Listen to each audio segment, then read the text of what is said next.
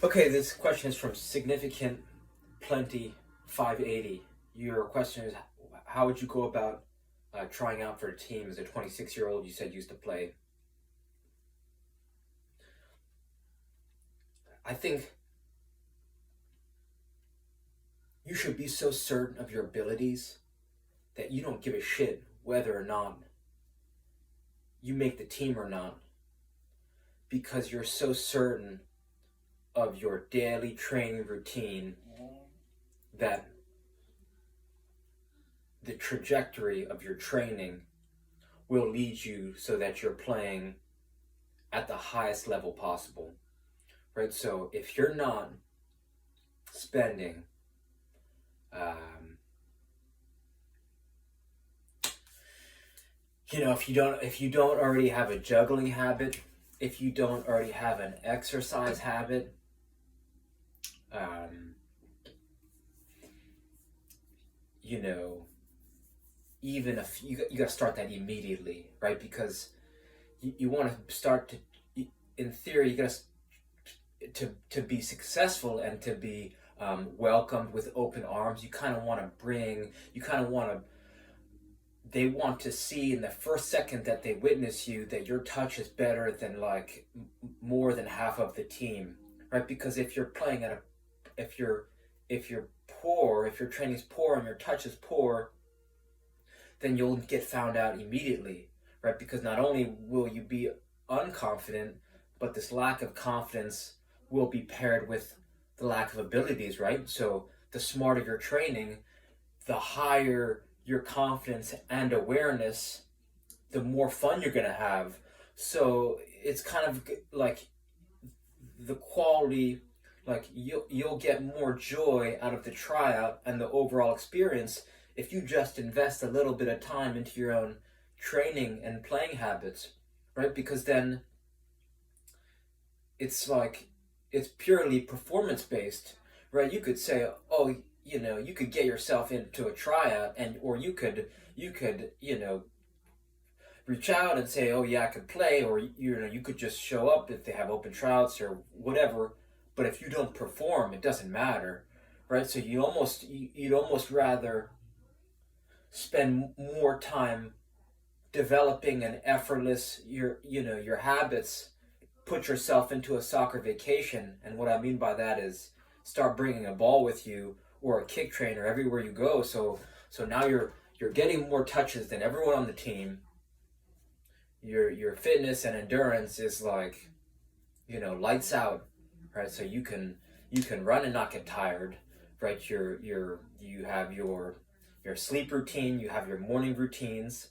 um, you're organized in your personal life, which means like you've woken up and your bed's made and your room's clean, and you're setting your clothes out for the night before, for the day of, right? Like you got to start checking off the boxes, because if you aren't checking off this, the simple boxes of organizing your room, organizing your life, investing in the quality of your sleep, the quality of the first 10 minutes of your day, then you kind of have to take a step backwards, or else you won't really succeed at the highest level, because you're disorganized. So the more that you can organize your life and get your life sorted out, then the more that you can effortlessly start stacking new responsibilities and spiral yourself up. So now you're gonna, I like, what's the ideal scenario? You go try out, and your skills and abilities are higher than most of the team. So now you're on the team. Now you're welcome to practice and games, and now you're contributing to the team, and you're an important and valued member of this organization. And now you're reaching a lot of people in who all have their own networks. So now you completely change your life if this goes well. But if you don't take steps back and take care of the little things, then that's never going to happen. But you gotta start very small, right? Like if you have no sleep routine, right? Start taking, like, I think the easiest way to change your life is just a hot shower, a hot bath before bed, right? Because now you're getting deep sleep. Now you wake up with a lot of energy. Then then you're getting hydration, sunlight, and movement. First 10 things, first in the first 10 minutes, right when you wake up, right? And those things pair together, sleep and then the first three things, hydration, sunlight, movement, now you're performing at a higher level, right? So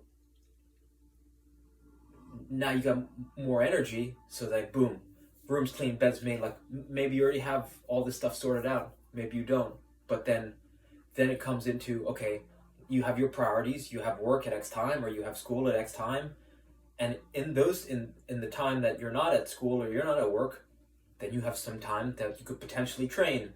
So it's like, okay, you know, do I train? Am I training on the way to work? Like, just build the schedule. Like, could I use a bicycle? Right now, I'm biking to work now. That's part of my training routine because it's, I get to bike, so now I'm saving gas and I'm getting fit. Right, so you kind of have to play with your variables to just make it so that in the tight amount of time you could squeeze smart training in. It's like if you're walking to work and you juggle to work, if you're walking to work and you dribble to work, right? It's like you only have a certain amount of hours in your day, so optimizing your weekly training routine is going to help you achieve this goal of playing a 10 of 26.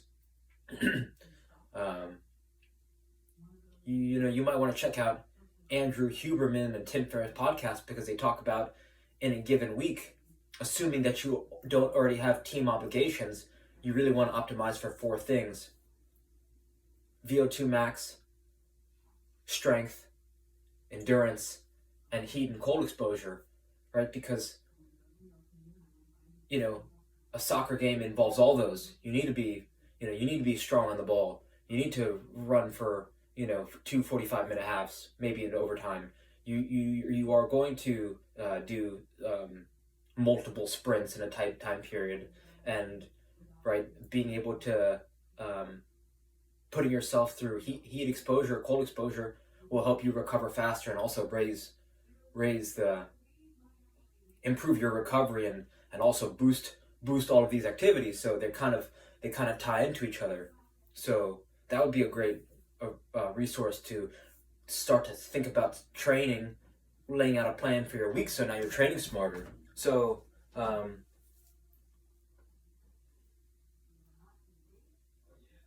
as long as your foundation is set, right? If you can set the foundation, the 5 pillars, which are sleep, hydration, nutrition, sunlight, movement, and the relationship with yourself and others, assuming that you know how to tend to those, as well as cleaning your room and making your bed. Like if all those are already checked off, then it becomes raising your weekly training routine, which is actually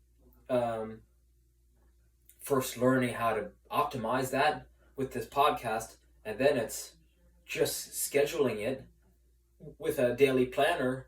And if you don't already have a daily planner, then you should use one, because then now you could start to make a plan, right? You start with the habit, you build the habit of training at a higher level, and then you just, right, once you write it down, then you just become it, because then you'll have more, you'll start getting to sleep earlier, and you'll start to take yourself more seriously, and your training will elevate, and your relationships will grow, and you're going to have more pep in your step, and you're going to be more energized, and you're going to be looking forward to the games and looking forward to your practices, and you're going to be start to train smarter, and it's going to spiral you up, but it starts with the little things. So definitely check out this link I'll send, this Andrew Huberman and Tim Ferriss podcast, because I'm 92% sure that you haven't checked it out. If you have, I'm very surprised, but